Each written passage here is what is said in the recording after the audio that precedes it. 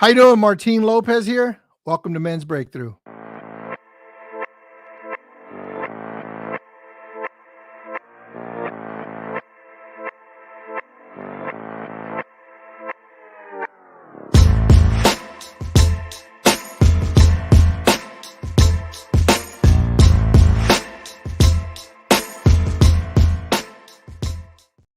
Whoa, welcome to Men's Breakthrough. It's a podcast designed for men, talking about real topics and about the stuff that's really on our minds. And the cool thing is that like I get a lot of text messages or DMs from women about the show.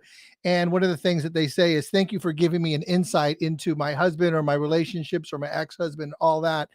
As a matter of fact, I got a call from my mother. I got a call from my mom. It was probably Monday or Tuesday. And if you know my mom, she was a very, very shy woman, Hispanic woman. My father grew up in Mexico, so she's very type A, strong Mexican man. And so my mom was always kind of just a quiet lady. And she called me up and said, "Hey, I'm listening to your show, and you were talking about fear. And I realized that I had some fear in my life and I've had some stuff that I can work on." And I was like, "Oh man, that is so cool." So, if this podcast, if it makes a difference for you, please like it, please share, please comment, do all those things. And really thank you for being here. The topic today is from a friend of mine, and he's a guy that I think I've spoken to him like 3 times, and we've been friends on Facebook, like him with so many different people. Your friends here on Facebook, and but don't really, we didn't really know each other. We're always supporting each other. He does this thing called he does this speaking platform that's amazing. He just did one this weekend. I think it's called Tad Talks. And it's really cool. Lots of friends that I have been there. They say it's phenomenal. There's some great speakers and they learn a lot. So you're definitely going to want to hook up with him. If you're a speaker, you're definitely going to want to hook up with Raul for that.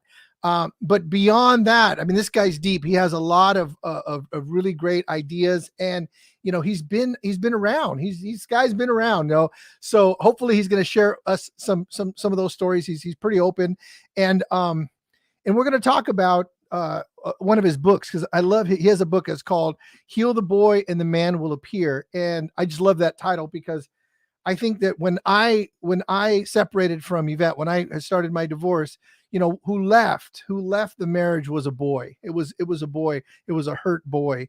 And now I feel like I'm a man. I feel like this man has appeared. And not only for myself, for my children, and for Yvette as well. Like last night, we spent a couple hours at her house, just sitting, talking, and just going deep, and just, in healing some of the stuff that we have in our relationship and our marriage, and just being not in love, but loving, like loving, like we can be in the space of love and commitment, and knowing that we're going to be here for each other. So we'll be right back, and we'll bring Raul right when we get back. So thank you for hanging out here.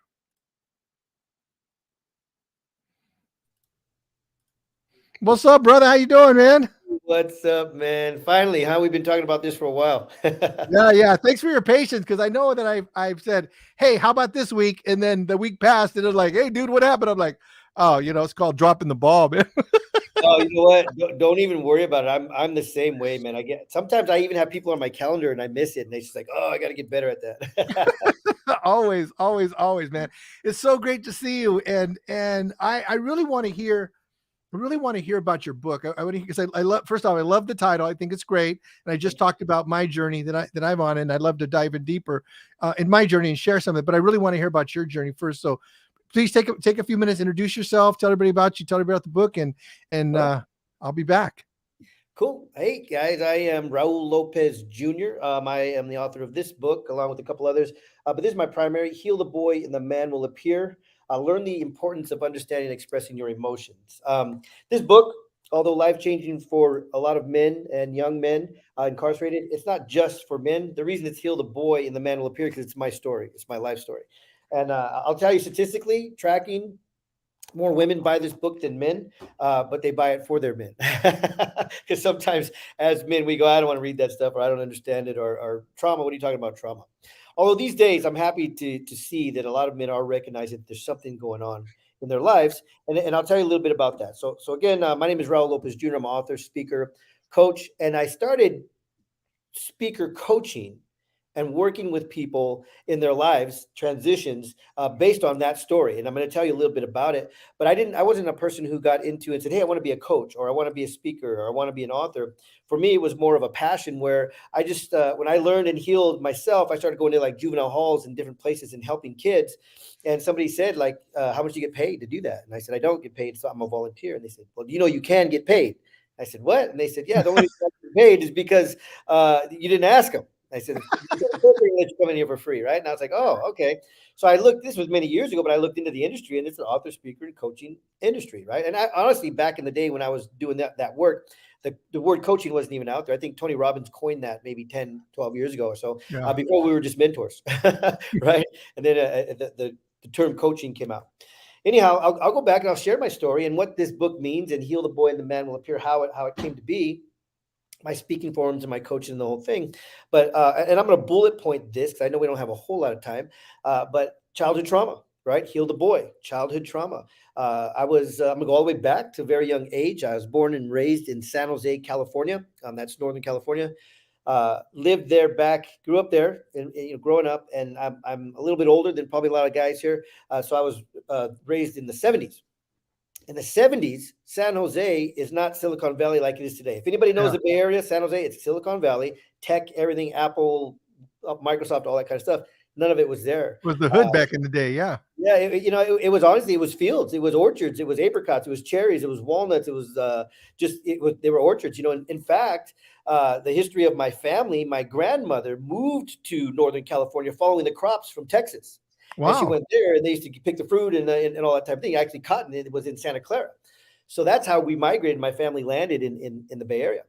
Anyhow, it was big. It was fields. It was orchards. And my mother and father came together. When my father came, he brought a daughter, and my mother came. She brought two kids, and then together they had me. So we were a family of his, hers, and ours. Wonderful family. San Jose, small area. All our family on both sides of the family lived within a 5-mile radius. Wow. So it was just young families, cousins, just a great, fun time, great childhood, up to the age of 7, right? Mhm. So I'll tell you where it shifted, and right, and why that little boy needed to be healed, and how I didn't even understand it for so many years. But at the age of 7, being very extremely close with my father, I always give the example, like the earth needs the sun to Mm. survive. The sun's gone, the earth is gone. We're all gone, right? It was like that was my relationship with my father. I needed him in my Yeah. life. We were one. We were one. Played together. We're always together. I mean, just daddy's boy. My mother comes home one day. I'm playing with my dad in the garage, and she says, "Jump in the car, son. We're gonna go for a ride." And I said, "Okay." No big deal. It was common, right? We're going to grandma's house. We're going to my aunt's house. We're going. Family lived right there. Right there. Yeah. I jumped in the car, and the next thing that I knew, I was on a plane headed to Alaska.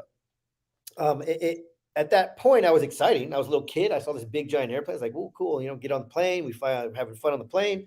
Get to Alaska, snow and snowmobiles and all this stuff, and it's like, "Wow, look at all this cool stuff." But it only took one day before I turned to my mother and I said, "Hey, where's my dad? Yeah. Where's daddy?" And she looked, and this hits me every time because I remember, right, the pain of an emotion. Emotion sticks with us. And I Yeah. remember just looking up at her and saying, "Where's my daddy?" And she looked down and she said, "Don't worry about your dad. You're not going to see him anymore." And it shifted my entire life. It shook me mentally, Wow. physically, spiritually, anything that you can imagine. It shifted my entire life. I didn't understand emotions, right? At a very young age, we don't teach our kids emotions, sadly, and many adults don't understand about expressing their emotions, right? Expressing their emotions. Little tip: emotions, emotion, energy in motion. Our emotions are an energy.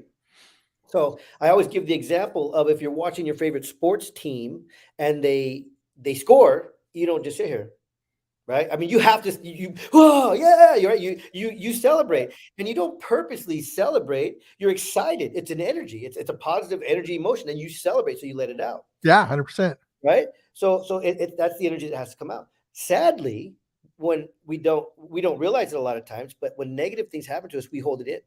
Hmm. It's also an energy, positive, negative. It's an energy. And what happens when you compress energy for too long? It explodes, right? You ever seen people quick to anger just like that on the Oh yeah. freeway, kicking you off, Triggers. Yeah. going all crazy, walking down the street? Hey, how you doing? Oh, screw you. I mean, people are here, right? People Yeah. are up here in holding in, and they don't even know it. They don't even know why they're so angry all the time. They don't know why they trigger themselves, and they ask themselves those questions. I used to ask myself that question, but just because they're full of negative energy, and it is something they're compressing. So what happens? You start to get into fights. There's all kinds of rage. You don't have good relationships. There's a whole lot of things that come along with holding in that negative energy. That's Yeah. why my subtitle is "Learn the Importance of Understanding and Expressing Your Emotions." Anyhow, that all of those negative emotions went through my little body, mind, and brain when I was 7 years old, and I had no idea how to express them. I just cried. I would just cry every day. I would cry. I would cry at school. I couldn't function. I couldn't think. In school, I would just sit there. I wouldn't do my work. The teachers would call my mother, and be like, "Hey, something's wrong with your son." And she explained to him what was going on. But they're like, "Yeah, but he doesn't do anything. He just sits here like in a fog." And I remember just like sitting, like I had zero. I was literally just like a zombie. Yeah. I couldn't understand how I felt or what was going on. With that, what happens to the crybaby at school? Kids aren't very nice. They beat them up. Yeah. Yeah, they start picking on you. They start laughing at you. As soon as I walked, I remember walking through the gate at the school every morning, and it was like a gauntlet. Kids would just point and laugh and make fun of me and all these things. And my life just started to shift. I mean, it was entire from this little loving, happy boy, a child. I tell everybody all the time, your children are blessings. They're amazing. They're wonderful. They're joy. They're light. Treat them that way. Make Yeah. sure they know, right? Keep them that way. Because Yeah. when these things hit us in our life, it shifts us. It shifted me. I went from this child to just numb, literally numb. No more childhood. No more wanting to play. No more childhood. One day I'm walking through this gauntlet, like I had mentioned, walking through the gate at the school, and I see these kids laughing at me, and here they go again, and my heart hardened. And I didn't realize it at the time. Everything I'm explaining to you, I learned as I got older with searching and studying and seeking. But at the time, I remember walking through this fence, and the kids started to laugh at me, and I instantly stopped crying, and I looked at these kids, and I said in my mind, I'm never going to cry again, Mm. and no one will ever laugh at me again. Wow. And from that age of 7, my heart hardened. I didn't realize it, but my heart hardened. And I put myself through a ton of trouble. If you looked at me for more than 2 seconds, I assumed you were going to laugh at me and talk about that rage. I would attack you. Wow. We would be fighting with rage. If you did make fun At of me, least one of you would be. yeah, it would be wild. There were wild times, and obviously that would get me into trouble. Yeah. So what I learned is that I became this other person per se. And I started to act out and do different things. We ended up coming back to San Jose. I did get to see my father rarely. I realized why my mother had left him. He was an alcoholic, drug addict, dealing drugs, and all these things that I didn't know when I was 7. I just knew this was my dad. Um, well, I'm getting some feedback. Oh, there we go. But I came back. I started to realize that my father, I wasn't actually taken from him, but more that he abandoned us to live the lifestyle that he was living. But I still had this. I didn't understand these emotions that I had. Yeah. So with that, it led me off the wrong path. By 9 years old, I started doing drugs. Back in the 70s, marijuana was a huge crime. It's not what it is today, right? You got Yeah. caught with one joint of marijuana, you were in a lot of trouble back then. 9 years old, my buddy comes over and puts his hand out like this, and he says, "Look what I have." And I knew what it was. And unfortunately, I knew what it was, and I knew what to do with it because I had seen my father do it so many times. Not Yeah. knowing it's illegal, just I know what to do with that. Yeah. We started smoking, and from the age of 9, we're getting high and doing drugs and drinking and the whole thing. And that was part of the gang neighborhood that I affiliated myself with. So by the time I was 9, I was doing drugs. At 13, the girlfriend and I, at the time, we had our first child. And then at 14, I got incarcerated. You were 13 when you had your first child? Yes, sir. I was 13. Got it. So then at 14, I got incarcerated. And over the next 10-year period, I spent the majority of those 10 years in some type of facility. By the age of 15, I was taken from my mother. I was made a ward of the court. In order for them to take me from her and make me a ward of the court, meaning the court controls me, they titled me as a menace to society because I was getting in a lot of trouble, doing a lot of dumb things. So I was titled with the county as a menace to society. I was a registered alcoholic by the time I was 16, and I just went from facility to facility. And when I was on the streets, Oh. I was on the streets in gangs, getting in trouble, whatever I was doing, and I'd go back and forth, back and forth. We did the math one time years ago, and over that 10-year period, I was never out of some form of facility more than 30 days That was like my max, and then I'd be right back. Talking about Wow. being institutionalized, that's a whole other Yeah. story, a whole other teaching, but that's what happens, right? That's what happens over the time of just being in there and being used to being in there. So throughout those years of getting in all that trouble, doing a bunch of dumb things, I always had three questions, right? The three questions were, why do I do what I do? Why do I act the way that I act? And why do I feel the way that I feel? Right? I did a lot of dumb things that I know I shouldn't have been doing, and I kept getting in trouble. But Yeah. it didn't matter. It's like I didn't care, right? I did not matter to me. I didn't love myself. I felt abandoned. I felt like there was always something wrong. I didn't care. It didn't matter to me. So I did a lot of dumb things. Why did I act the way that I acted? That was another one. Like I mentioned, I was numb, completely numb inside. And if you can picture yourself like driving on a really foggy day where you can't even see in front of you, that's how my life was. I was just in this fog internally, but externally, I was this cool gang guy. I would get in fights and do all this dumb stuff, and Yeah. that's where I kind of got my significance from, right? Because when you're Yeah. young and crazy, people praise you for that stuff, sadly, and for whatever reason, I wish it would stop someday. Young girls like bad boys, so it pushes the lifestyle, right? Like, oh, if girls like me if I do dumb stuff. Yeah. So Just why did keep I being do an idiot, right? exactly? This is kind of cool, except for that. Then I'm in juvenile hall or some facility, and they're out there with some other guy, right? Yeah. Yeah. But Exactly. Exactly. so why do I do what I do? Why do I feel act the way that I act? And the really important one is, why do I feel Why the way do I I, feel? why do I act like I You act and feel.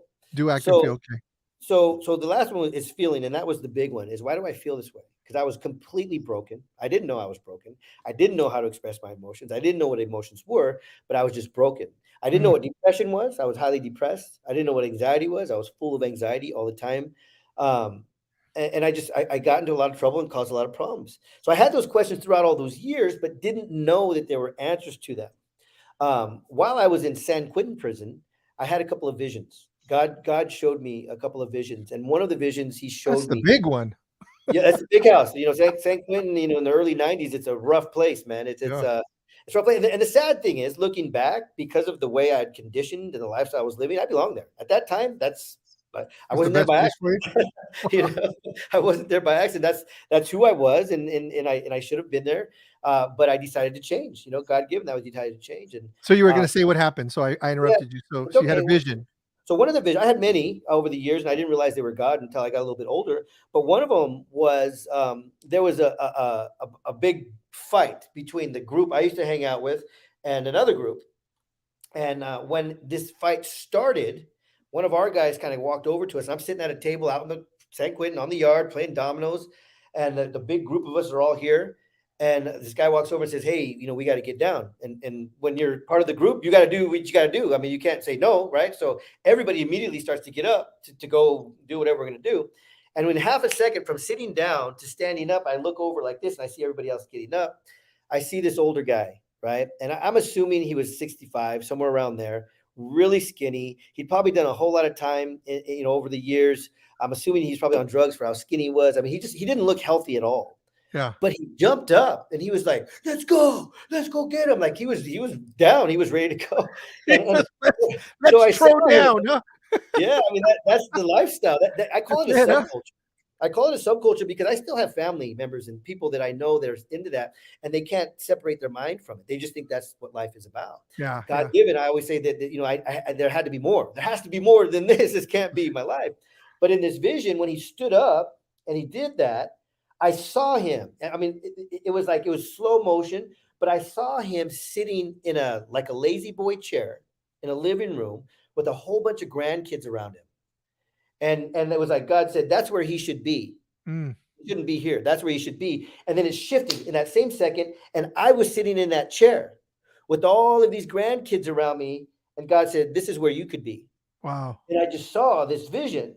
And it went that fast. Boom, I saw it. And then we went and did what we had to do. But I saw that and it stuck with me, right?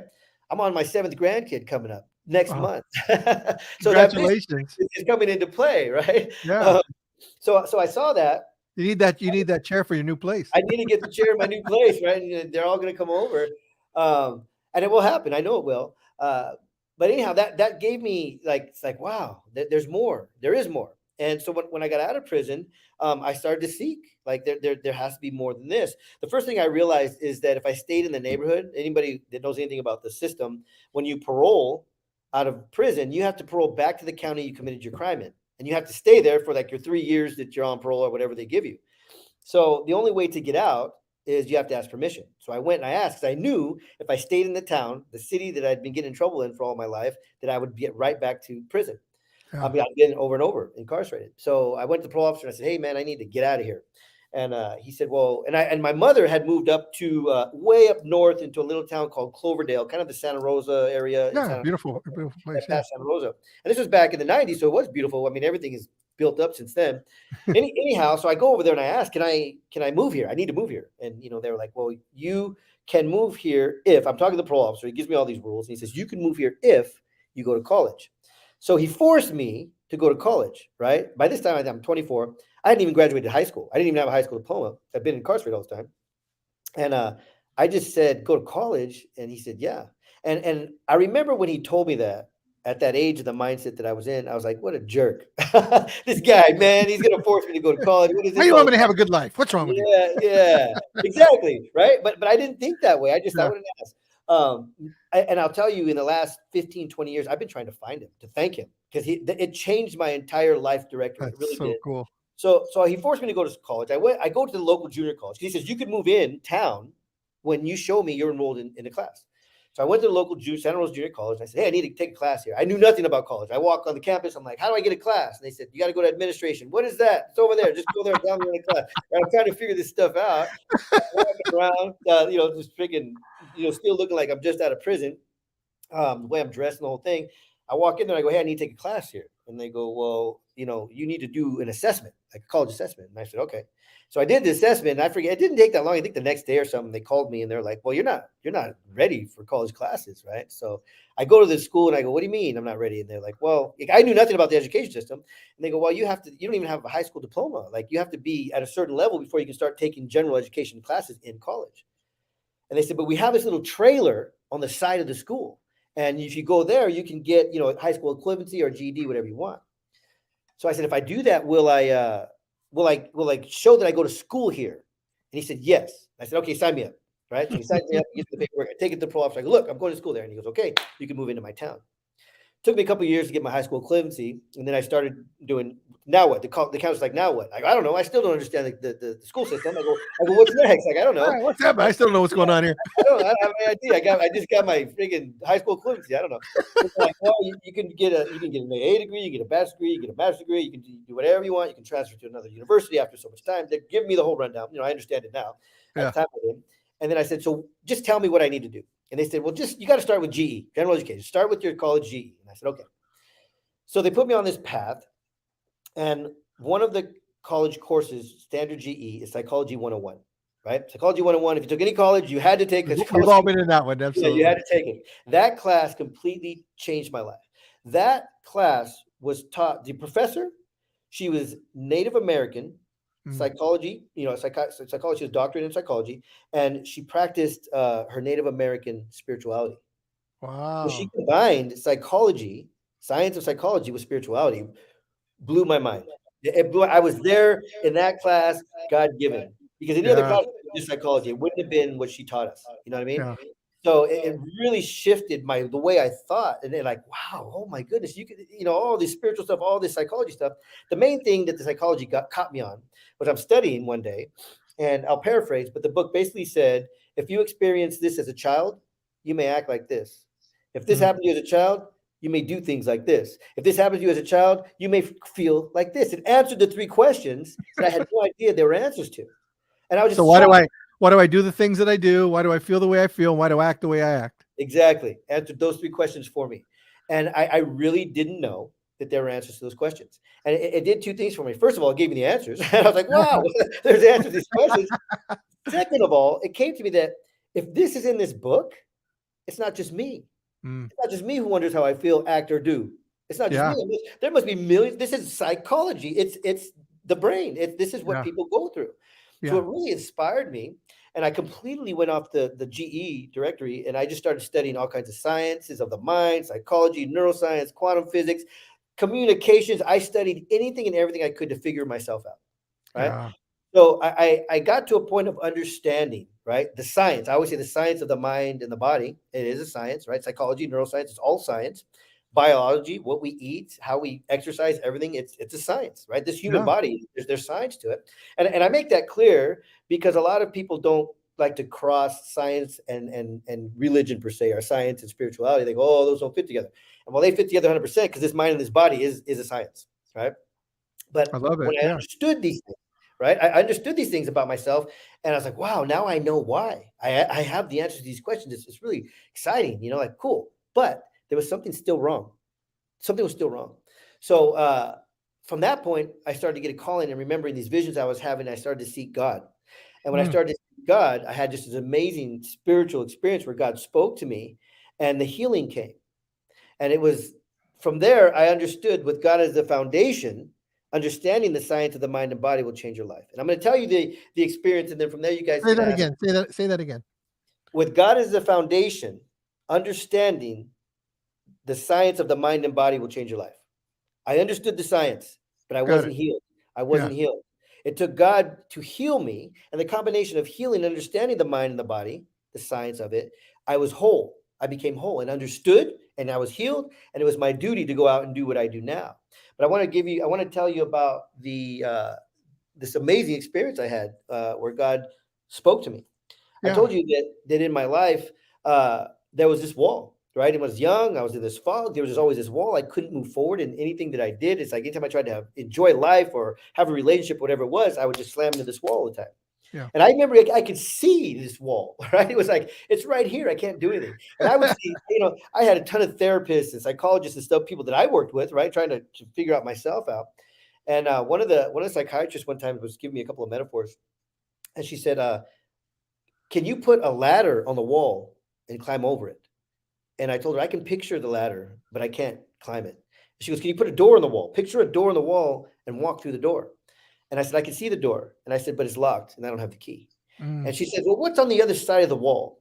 And over the years, as I started to study and learn all these things I've been talking about, at one point, this wall was solid. I couldn't see anything around it, behind it. But the wall did shrink. And there's this brick wall. It was like Pink Floyd brick on the wall. It was a red brick wall, and I could see over the wall. And this is how literal it was. I can see over it like this.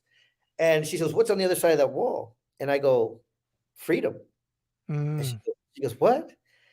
And I said, I don't know, freedom. I see a beautiful field, miles of field, beautiful trees, this purple shaded sky, and all I could sense is freedom.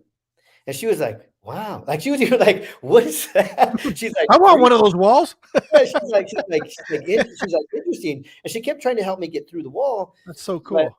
but I wasn't able to get through it. Yeah. So seeking God and being in church and learning from pastors and things like that.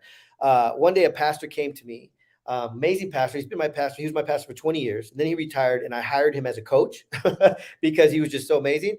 Yeah. He changed my life. And what he did is he saw how broken I was. I think God, because when he spoke, I felt like God was speaking to me. And when he saw me, I think God spoke to him. And he said, this kid's broken and he needs to be healed. And I remember he would come up to me, and this is so powerful. He would grab me and he'd hug me. And he would see that I'd be like really tense. When he would hug me, I'm like I didn't want the hug. I didn't want the love. It was just like, it was painful for me. But he would just hold on to me and say, I love you. I love you. He would Yeah. hold on to me, man. And I would just be like, I'd start to cry because it was just, I had this thing with Let my me go. father. Let me go. Let me I go. Yeah. would, I would, I Yeah. would exactly say that. And I learned that I had this thing with my father where love equaled pain. Mm. Love equaled pain. And if you have that in your life, anytime anybody wants to show you any kind of affection, you fight it. I literally would fight it. And I didn't even know Yeah. why, right? Yeah. But he did that for me. And he would grab on and he wouldn't let me go. And I'd be trying to get away. And he'd hold on. And he'd tell me he loved me. And then he said, Raul, learn to quiet your mind and soak in prayer. Mm. And I looked at him and he said, learn to quiet your mind and soak in prayer. The first thing he ever told me was keep coming back to church. And then he said, learn to quiet your mind. And he looked me right in the eye, learn to quiet your mind and soak in prayer. And at the Soak, time, SOAK, soak in prayer. soak in prayer. Yeah, Yeah. soak in prayer. Just deep prayer. I call it meditation. I always say when you're praying, you're talking to God. When you're meditating, you're listening to him. Um, so I started to practice because I didn't know that we could quiet our mind. I didn't know we had the ability to quiet our mind. My mind would do this all the time, and it was always negative, concern, worry. It would just never stop. And when he said that, I go, I can control my thoughts. I mean, What are it you was talking like, about? wow, like how? Like how? So I started to practice, and it was difficult. It wasn't easy. And I'll give you a tip. If your mind runs on a regular basis and you're watching this and you're like, wow, I don't know that because I didn't know that. So I mean, a lot of people don't.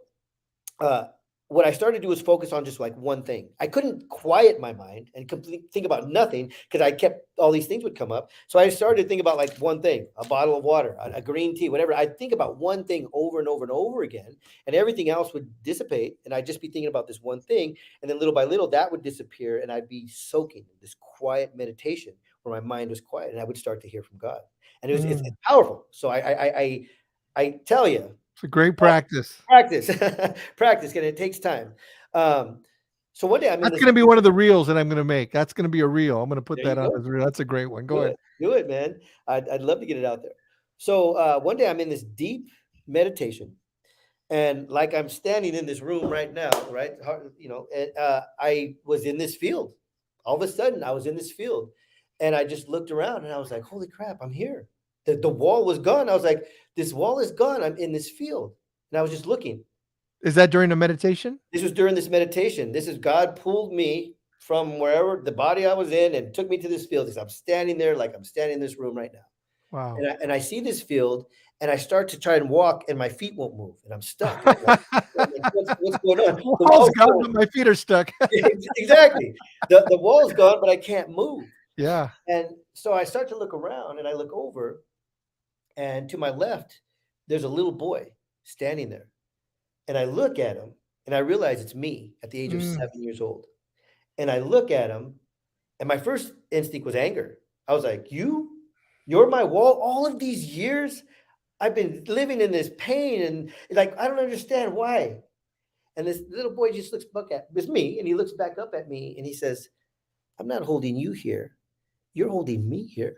Oh, man, I got goosebumps on that one. Whoa. Yeah, I'm not say that again, brother. Say that it's again. powerful. It hits me every time because it was a Whoa. realization. He said, I'm not holding you. You're holding me. And in that instant, I realized back on that schoolyard at the age of 7, when I told you that my heart hardened, I created an alter ego. Yeah. And I put this little boy behind me.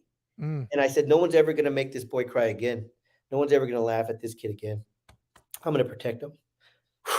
But that protector was angry. He was Yeah. lost, and Yeah. he fought, and he did stupid things, and he lived a crazy wild life. But he saved that little. I don't want to say he saved him, but he put him aside for Yeah. sure. He So needed to all be this protected. Yeah. he was protecting him. So all this time that I was just lost, and this wall was there, and I saw freedom on the other side. It had nothing to do with the alter ego I was living in. This little boy was, let's play. Let's get back Yep. to fun. Yep. Yep. Let's be a kid. Let me go. It's time. Let's run, man. Let's go. Yeah. Yeah, let's go into that field. But this alter ego was the wall. Yeah. So There's when I dangerous. It's dangerous over there. Be careful. Yeah. yeah, yeah. And when I realized that, I looked at him. He said to me, I got to go back and tell you real quick. My father died at the age of 47 due to his lifestyle. Very Yeah. young. He died 47. I happened to be there. He died in my arms. My sister was there, and our family was there, and he passed away because of his lifestyle. And at this point of this vision, my father had already passed for many years. So I learned that this is me, and I'm How holding. old are you right now? How old I'm are you during this? 52. I'm No, 52. in this Oh, story right this now. happened in my late 30s. Okay. Got it. Okay.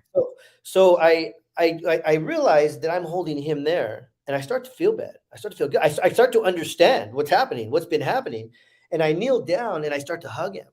And I'm going, I'm sorry. I just keep apologizing to him. I'm so sorry. I love you. Like, you are light and you are joy, and you need to be free and you need to live. And I just start pouring all these words into him. And I honestly don't even know where they're coming from above, because they're just flowing to Yeah. this little boy, just flowing, all of these things. And I'm hugging him, holding on to him. We're crying. And I say, I love you. You're light, you're joy. And then I start to say, I love you, son. You are light, my son. And I start calling him my son. And I'm like, I'm thinking at the same time, like, this is not my son. This is me. Right? As I say this, Yeah. but then there's an entire shift. And what I feel is my father behind me hugging me Oh and my God. hugging us. And That's awesome, dude. That's amazing. he's preaching the same thing to us. I love you. And he's apologizing. I'm sorry. I'm sorry for my life. I'm sorry for what I did. You are light. You are joy. And he's just holding us. And he's pouring the same love into me. So it went from me talking to myself as a young boy to my father talking to us both, as in me as an adult and my young self. And then we all three just stood up and we're standing there, my father, myself, and myself as a child, and we're looking up, and the same words are pouring down from us from heaven. And Mm. God is talking to all three of us. You are my son. Wow. You are joy. And it was like a tidal wave just slamming into me, the energy that was coming, the understanding that all of my life and all of these experiences that I've experienced are just pouring on, pouring on, pouring on. And I see it and I get it. And I start to realize that this life hasn't happened to me. It's been happening for me. For what? And the next thing I know, my father disappears. And this little boy ends up in my hand. And I'm just looking. All of a sudden, he's in my hand. And I look at him. And I'm prompted to put him into my heart. And I go, and it was at that point that I realized my heart had even been hardened because it instantly softened. I put him back. And the little boy was released. So he got into my heart softened, and now this little boy is in front of me walking into the field. And he's free. He's walking. And I see him, and I'm just looking at him, and he's walking away. And I'm excited. I'm like, wow, the freedom is coming. And he stops, and he kind of turns around, he hesitates, and he looks at me, and I look at him, and I realize that's me. I'm hesitating. This alter ego is trying to hold on, right? And I said to him, I go, no, you're free. You go. And he walked in that field, and he disappeared. And God said, this life happened for you, and you've gained wisdom. And this wisdom is for you to go share. It's for you to pass on. And from that day on, heal the boy, and the man will appear. I wrote this book a few years later, but that's why I ended up in juvenile hall helping kids, and that's why I ended up, in prisons, helping the guys that are in prison and churches, and just sharing all this stuff. And eventually, it just turned into a business. It just turned into a career. Like I said, I didn't plan to be doing. They pay you. It just came to me. It just came to me. You mean you'll pay me? Yeah, I know. Somebody paid me. That's awesome. It's really cool because there's so many things that you said parallel my life. When I went to college, I didn't know you had to pay. I remember filling out the paperwork and handing it over, and then the woman admissions is sitting outside on the tables, like looking at me like, your money? I'm like, money, eh? What are you talking about? I thought this thing was free, and that's why I, I didn't go to state because I didn't have the money, and I didn't know there was this thing called, financial aid and all that, grants and all that. Yeah. All that. I had no idea about any of that stuff. And life worked out pretty good, but there's the reason I'm saying that is because we can't know everything. We're lucky if we know a couple things. Yeah. You know what I mean? We're lucky if we know a couple things. Yeah. And when you surrender, when you start working on yourself, when you allow for yourself to be healed, and I saw a pattern. I want to ask you if that's the pattern. But when you allow for healing, it happens in waves. So this is what I mean, because I heard what you were talking about, like, probably about 30 minutes ago. And you said something about you learned and healed yourself. And then you were explaining how that started to happen when you were younger. And I was wondering, so I'm going to walk you through what I got, because, for me, it's what we talk about here in Men's Breakthrough. It's really great, but we got to give tools. If we don't have a tool for somebody, then it's always a really great story. So something that somebody can walk away from. Now, it's completely inspiring, and that's really cool. And it's like quiet your mind and soak in prayer. All these things are really, really great things. One of the things that I learned in going through my divorce and my separation was that I knew there was a way to heal. I knew there was a way, not just for me to heal, but to heal other people that were involved. And I didn't know how to do that, but I'm going to figure that out because everything was so important. And what you said is learn, heal, shift, and decide. That's what I heard. And so what I'm going to kind of give that back to you and fill in the blanks by all means, because this is really, really great stuff. So learn the lesson that there's to be learned, heal from it, do whatever healing you can do at that moment. You're not going to knock down the wall. Right. You're not going to free your inner child on the first time. It's going to take work, and it could take years and years and years. It could take, you may never do it in your lifetime. But every day, just getting 1% better, you're going to have a shift, which is the third thing is shift. And then when you get to that shift, then decide what you're going to do with this wisdom. Decide what you're going Yeah, to do with your yeah, life. yeah. You know, is it? Go ahead. I can talk to those, and I would actually switch with for in my sense, I Uh would huh. switch decision with shift. So if we start Okay. from the beginning of that, you said learn, Yeah. and you have to seek, right? Seek and you shall find. Yes. So the way to learn is to be self-aware. Uh huh. Is to know there's more to life than where you're at now, regardless of the situation you're in. And you have to seek. And when you start seeking and asking the right questions, the right answers will come. Asking the right questions. I'll give you an example that I So use. so Go ahead. so yeah. I want to say so. That's a great question, and I hope your example covers that. But I'd like to stop really quick for a second because people say that you're talking about in sales. Ask the right question. Yeah. It's like so. What's the right question?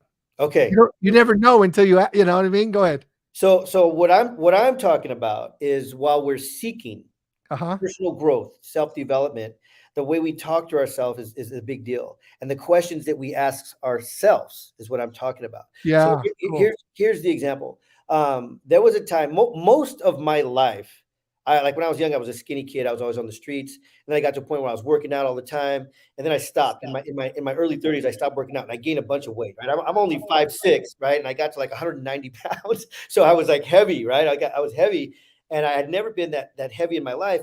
And I started to ask, like, man, why am I so fat? Yeah. And the answer, that's a question. Why am I so fat? And the answer was because you eat like a pig all the time. It was negative. It was like, here's why you're fat, because you do these negative things, right? So I learned to ask a different question. And the different question was, how do I lose this weight? And when you ask the right question, you get the right answers. Why am I so fat? Because you eat too much, you fat pig. How do I lose weight? Well, you need to go to the gym. You need to eat right. You ask the right question, you get the right answer. Cool. Let me. So okay. So I'm going to ask you. I'm going to ask you this. So when you said it the first time at yourself, were you offended by how you said it? It was kind of like an attack. It was kind of like Marshall Rosenberg would call it, violent communication. But it doesn't necessarily affect everybody the same way. Like, were you pretty thick skinned? That really didn't bother Yeah. you, or did it bother you? I wasn't offended by it because I didn't know any better. Yeah. Okay. I asked the question, and that was the answer. So guess I just kept living. I kept living the way that I was living. I think Yeah. I stayed overweight for probably 2 years, 2.5 Okay. years. And then, like seeking, right? We talked about learning. We're Yeah. seeking. We're talking about asking the right questions. So I started to seek, like, okay, shifting, like, how do I lose this weight? I mean, I went from why am I so fat to how do I lose this weight? That was the right question, right? Because if I ask why am I so fat, it says because you eat pizza and junk food all the time. Or I ask how do I lose this weight? It says, well, eat vegetables, and the answers are different. So what shifted? So I can answer it for me, but I want to hear for you because Mhm, so you're asking a question, and that question you're asking is not really causing a shift, mhm. right? And then all of a sudden you then ask a question. What was it you were seeking in that question that you were asking, or what shifted for you that you started asking a different question, a question that actually had some I power in it? I think what happened is I got tired of the way that I was. I got Okay. tired of being heavy. I got tired of the way that I looked. It was a huge shift. And I'll tell you what really hit me, because at the time, like, we gain weight slowly, right? Yeah. I mean, I did. I gained weight slowly. I did so slowly that I didn't even realize that I had gained so much weight. And my daughter I think she was graduating from junior high or something at the time. And they took a picture of me and her. And I saw the picture and I was like, holy crap, I'm fat. Like, I had Hey, no Guillermo! idea. I said, nobody even told me. Like, why didn't anybody say? Even my wife at the time was like, Nobody told me. Nobody told me I look like this. you know, I and I was love like, that. wow. And I think when that hit me, I was like, I need to do something. Like, and then that kind of came to me, like, what do I need to do to lose this weight? So So you're look without so even, so it was looking for a solution. I need a solution. Like I needed, there's a yes, problem and I need a solution for this problem. And then right. with that, there's a shift in the way we think, and then the quality of the questions are gonna change They're going to shift. automatically. Here's the lesson here. Uh huh. I didn't realize at the time that I needed to ask a different question. I figured it out later. Like, oh, I used to ask myself, why am I so fat? And now I'm asking myself, how do I lose this weight? And I got Yeah. the right answers there. So, I think the famous quote, and I'll paraphrase it, is Steve Jobs. He says, you can't connect the dots looking forward. You connect the dots looking back, right? So I What do you look mean? back and I go, you know what? I needed to ask the Okay. right question. I Yeah. needed to ask the right question. And that's what I did. I got to a point of asking the right question, and then I got the right answers. So if you don't understand that, this is a tool for you. Write this down. Switch the way you talk to yourself. Change up the questions that you're asking. I don't care if it's about your marriage, your girlfriend, your boyfriend, your job, you're losing weight, whatever it is. Shift the question so that you get the answers to the solution, like you just mentioned, to whatever challenge you're living. There's Okay. a thing. It's called, it's in men's breakthrough. We call it wisdom. It's like the wisdom questions. If you're, it's like if you're going to seek something, like a wisdom access question. So if I I'm like if I'm accessing wisdom, why is not a good access to wisdom? Why is why has judgment? It has, you're pointing your fingers. I You're like that. feeling bad. It has an abundance of emotion that you're not actually calling into. You're not actually asking for those emotions, or you're just reliving past emotions that don't feel good for the Yeah. most part. Why? Like, why me? So you have a Victim mode, right? Yeah, victim mode. Yeah. yeah. And what gives you a path? What actually has you look for a path and a way out? Like, what is Mm. a wisdom access question? Cool. Well, I'm glad you guys have already had these conversations because they're important and they're life transitioning for us. So that was learning, and what I kind of said in that one was seek, and then the second one. What was your second one? You had four The things written down. second one was heal. So Healing. so you did learn, but you said seek first. Okay, so seek. Yeah. I'm going to put seek instead of learn. Okay, So when you cool, start seeking, then you learn. When you start asking the right questions, you learn, right? awesome, cool, right on. And then the next one was healing, but I'll tell you what, I'm gonna put decision even in front of that one, Okay, because cool. there was a point in my life, and actually it was while I was in prison, that I made a decision to change. Okay, Okay, and I'll tell you, in my view, what a true decision is. When you make a true decision, there's nothing else but going forward and going towards that goal that you just decided to make, right? Like if like I always go back to being on a diet. But let's say, I say, oh, I'm going to lose weight. That's it. I made a decision to lose weight. And then somebody puts my favorite pizza in front of me. I'm not even going to think about it because I made a decision to change, yeah, right? If I'm yeah, looking at it, I'm going, just one slice, maybe I'll just have one.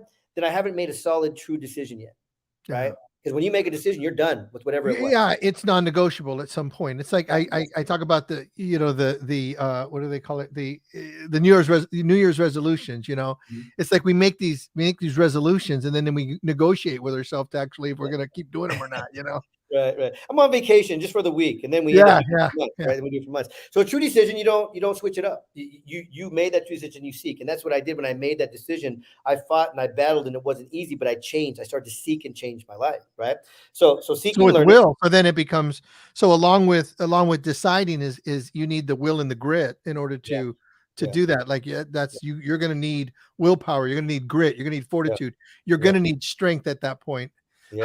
Where did you find that strength? Was that in God? Was that in It, prayer? it, What was it that? was it was a bit it was a combination of everything that I kind of mentioned, between understanding the science of the mind and body, and then God and healing. And I'll tell you that the you can shift. Like when I was a kid, I was determined, right? I mean, when I had a lot of rage, and if I wanted something, or if I wanted to fight somebody, I would find trouble. If I was going to get in trouble, I would find it, right?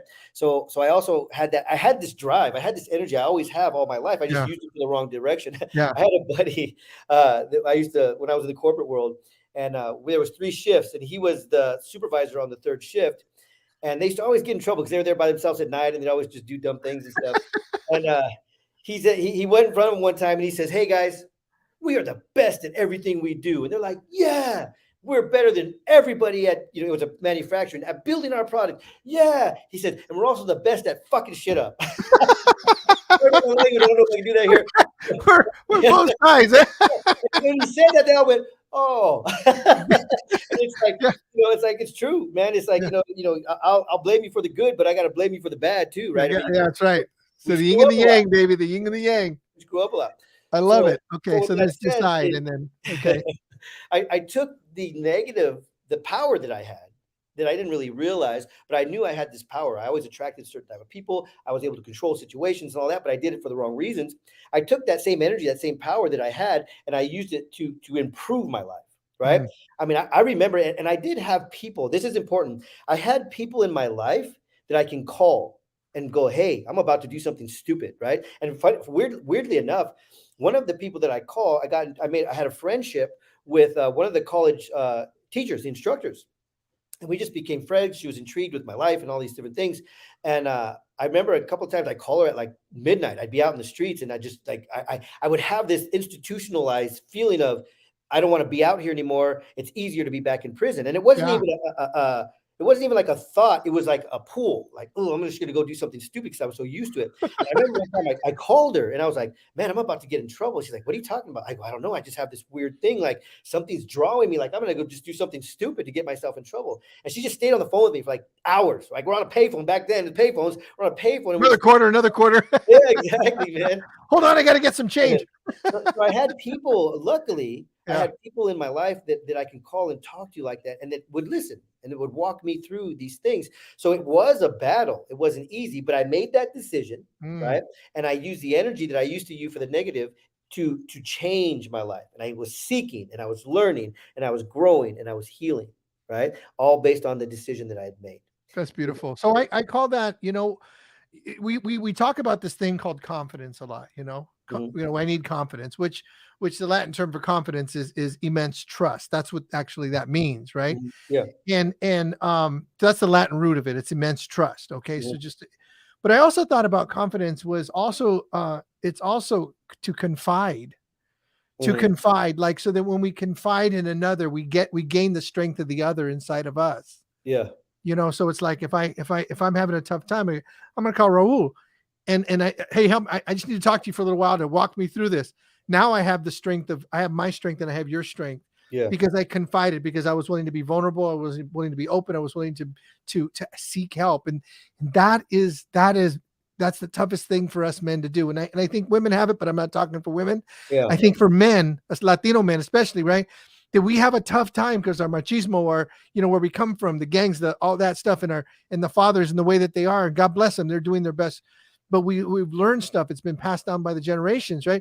Yeah. And then we have like this chip or this wall or this thing in front of us, and we do not know how to confide. We don't know. At least we know how, but we don't have it as a muscle. It's a strength. And I'll tell you something, Raul. One of the biggest things. And I don't have a lot of regrets in my life. I missed the target because I didn't seek wisdom. I didn't seek mentorship. I didn't seek information from another man to feed myself. I just kept trying to figure it out myself for years and years, like into my 50s.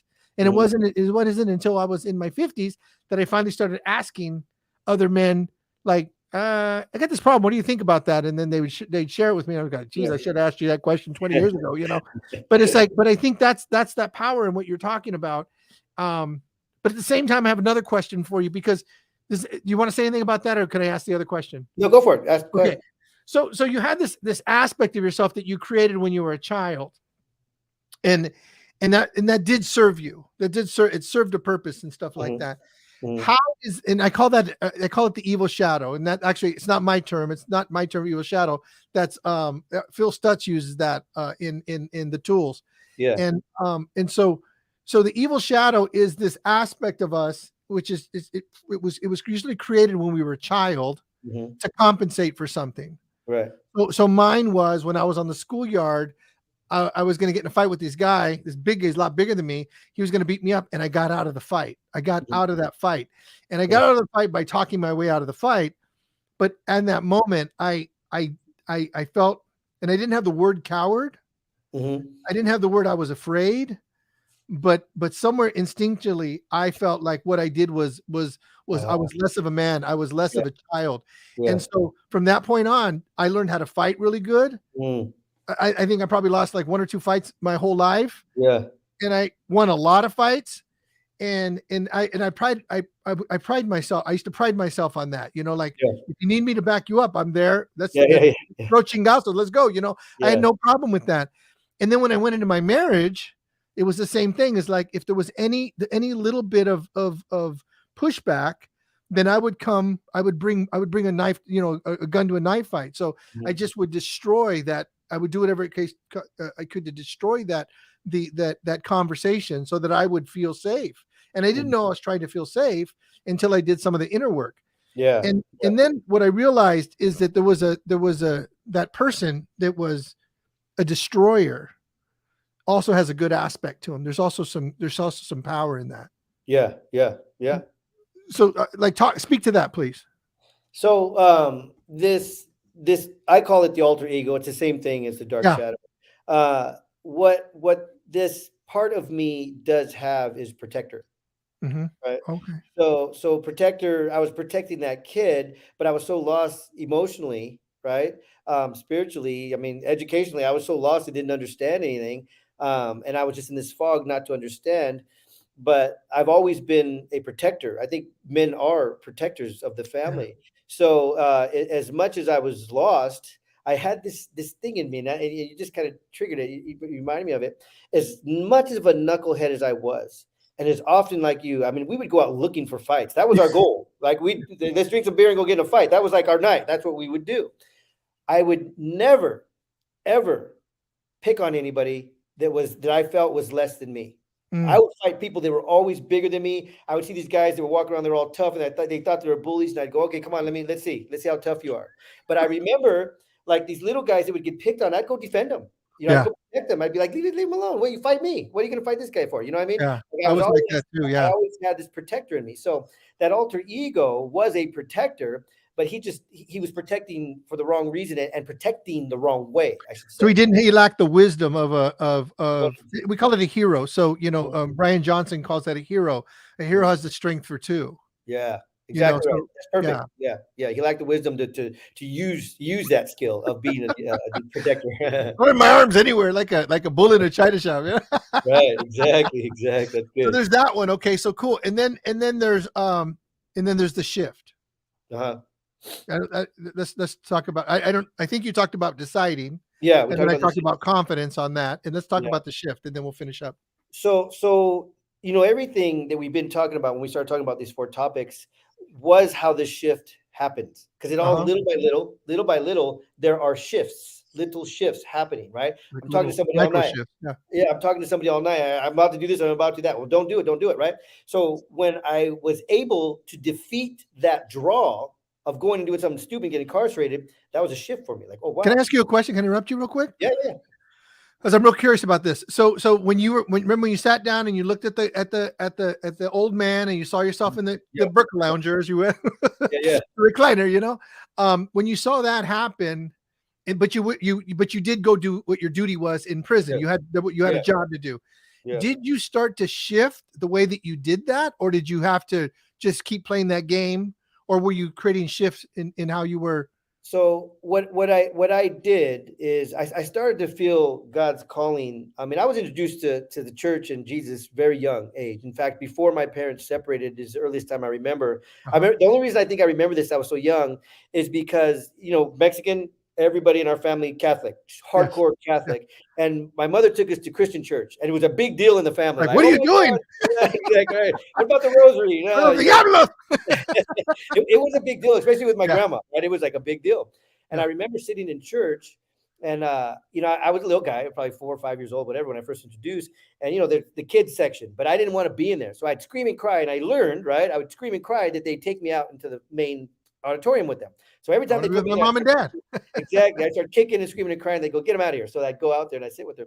But I remember I'm sitting there, right? And I'm watching church. I'm looking at my mom and I look up at her and I go, hey, mom, what is this place? And she just looked and her explanation followed me forever to this day. She said, when people have problems, you can ask Jesus for help and he'll help you. Mm, And I just said, okay. I mean, I was a little guy. I said, okay, right. And I've always carried that. So there are shifts that happen throughout, right? As we start to learn and as we start to learn that we can do new things, that it's okay to live in the unknown, right? We're teaching yeah. a class on this actually next month in Newport. It's okay to live in the unknown because everything moving forward is the unknown. If we make decisions based on something we know, it's based on the past. It has to be because we Yeah. know it, right? And Yeah. most things in our past, or I don't want to say most, but a lot of things in our past affect our decisions right now, right? I mean, if you can get into business talks, relationship talks, marriages, the whole thing, how we react, things we do, things we say, all that, it's all based on the experience that we had, right? So we have to get used to living into the unknown, and then that's when the shift will happen. That's when the shifts start to happen. So you asked about in prison. Um, I did there. God did start to call me there. But when you're involved in like the life that I was living in, you can't just walk away from the gang either, right? But I did start to go to church. That was okay, right? By In prison, you started going. I Okay. started to go to church, and they had given me this little tiny green Bible, the New Testament. It was just Matthew, Mark, Luke, and John. That's all it was. And I would sit in my cell when we were in our cell, and I just read it. I wrote it. I read it over and over, all the whole thing, over and over and Wow. over. And I'll tell you, I didn't understand.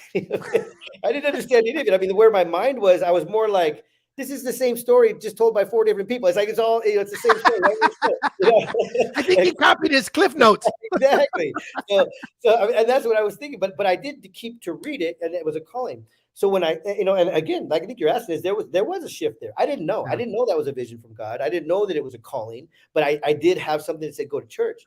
So when I got out and I learned the science, like I talked about, then I still wasn't healed. Then the calling came back. It's like go to church, go to church, go to church, and then it all came together. So shifts happen. I don't think one shift, boom, you change your life. Shifts happen throughout all of these things that we're talking about. And then what I notice is that you do make shifts, and then you like just like you talked about earlier, where if you hold everything in one day, right? Yeah, yeah, When yeah, you shift, they have the exact same effect, but on the other side, because you're mhm, creating these shifts that are moving you forward, and then you do have a, we call it men's breakthrough. You do have a yeah, breakthrough, and those yeah. breakthroughs are what take you to the next level. Yeah, absolutely. I agree 100%. Dude, Lots of news. what a great, wow, what a great interview. I've got so many other questions for you, and so I'd love to get you back on another show again, Yeah, brother.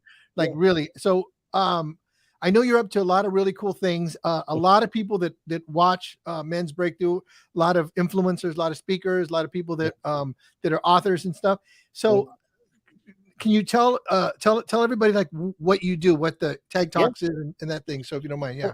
So it tag stands for transparency, acceptance, and growth. I founded it years ago, just around sharing my own personal story, and it's Transparency, acceptance, and transparency, growth. acceptance, and growth. Yeah. I love it. And I founded it based on, I was doing events before, like men's events. I used to have a men's event called Unchained Men. Yeah, I did events in men's groups and different things like that where I was invited. And then I founded and branded Tag as a company that I'm growing, right? I'm moving towards competing with TED. They're technology, education, design. I'm more on the spiritual side of things, like sharing I your love it. personal story like you said, tips and tools. Everybody that gets on my stage shares a tips and a tool. That's Um, awesome. but based on sharing my story, people kept coming to me and saying, I want to share my story. And I said, okay, well, I can teach you how to do that. And I started teaching them and train them how to do it. So it just turned into this business. And then I teach them, I coach them, I train them. And then I give people what most other companies don't give. I get so many, I love John Maxwell, but I get Uh-huh. all of his clients because he sends them through a program and he says, now you can say you're a John Maxwell speaker, but he doesn't ever put them on stage. They don't get any practice. So they call me and they go, hey, I'm a John Maxwell speaker, put me on your stage. And I say, oh, great, send me a video. Not one has ever had a video. And I said, well, Oh here's what I'm God. going to do for you. I'm going to mold your talk to fit my stage, and I'm going to give video and professional pictures. So the next time you ask somebody to book you, you're going to say, here's my video, and that's going to help you. Right. And then I teach them the format of a tag. Then if they want to continue, we expand their tag talk into where they can sell products, coaching, and everything else. Yeah. Uh, the Tag Talks is it's actually tagtalks.org. You can see the foundation and what we do there. I just finished up an event last week, Thursday, Friday. We had amazing Yeah, I speakers. saw that. Looked Yep, really had cool. amazing speakers and trainers. They all shared powerful stories. Some of them were just starting the first time ever. Some of them were experienced in the whole thing. So it's okay for somebody that is just like an entry level, kind of like Mhm, this just mhm. try. Yeah. Okay. So it's Yeah. not like this that you have to be a platform singer, a speaker. You have to be just, yeah. So Good. there's two ways that I do it. Like the one we just did was a training, right? So when I do trainings, I invite all levels because we're teaching and we're training. We have the templates, we have the formats, we have the coaching programs, how to create a coaching program, we have the CRMs. Like when you leave these events, you literally an author, speaker, and a coach. If you want that, we give it to you. We buy it, but I mean it's a program that we offer.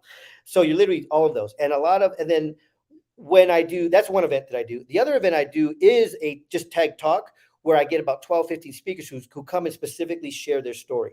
Those speakers have to have gone through my program because Okay. I know they have a molded talk and they're ready to give a powerful talk and a message Yeah. because I take all those videos, I put them on my YouTube channels, I've used them and I give it back to them so they can use it and I use all kinds of stuff. So one is there is a standard, the other one is a training so you can come at any level. How often do you have the different ones?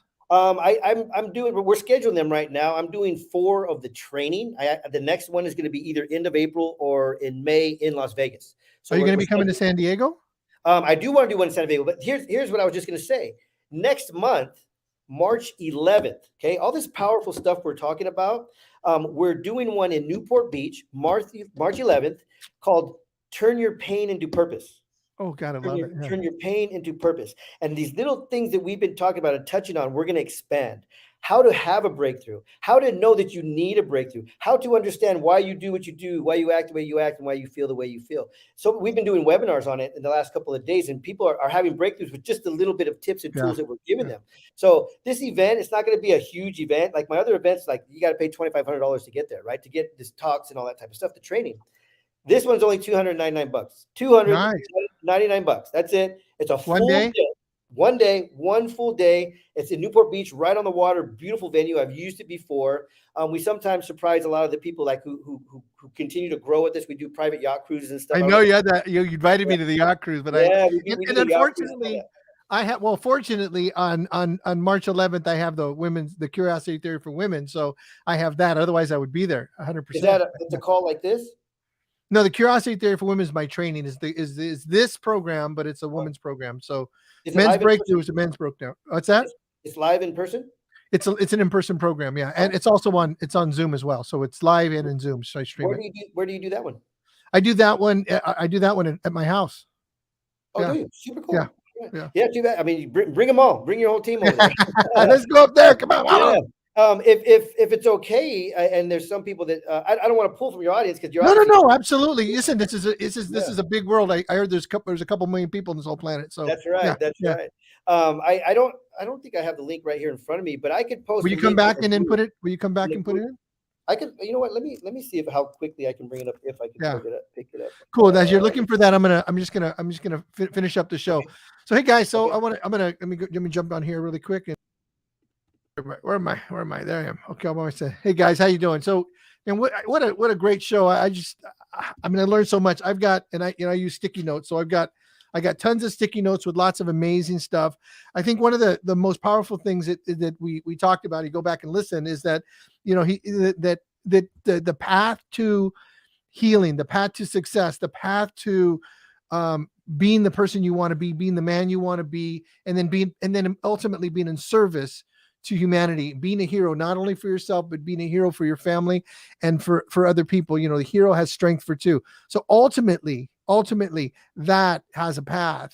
And if you want to know the path, if you want to understand the path, go back and listen. We talk about the path, which is first you seek, then you first you seek, and then you decide what you want to do with what you seek, and then throughout that, and then you heal, and then you shift, and then you be of service. And that's, it's pretty simple, but it's not easy. It's simple, but it's not easy. It requires grit, it requires fortitude, it requires you to be have willpower, and be the greatest version of you. And that's what Men's Breakthrough is all about, is about men coming together to be the greatest versions of themselves. So thank you for hanging out. I'm going to have Raul come right back, and he's going to share his link, and then we're going to get out of here.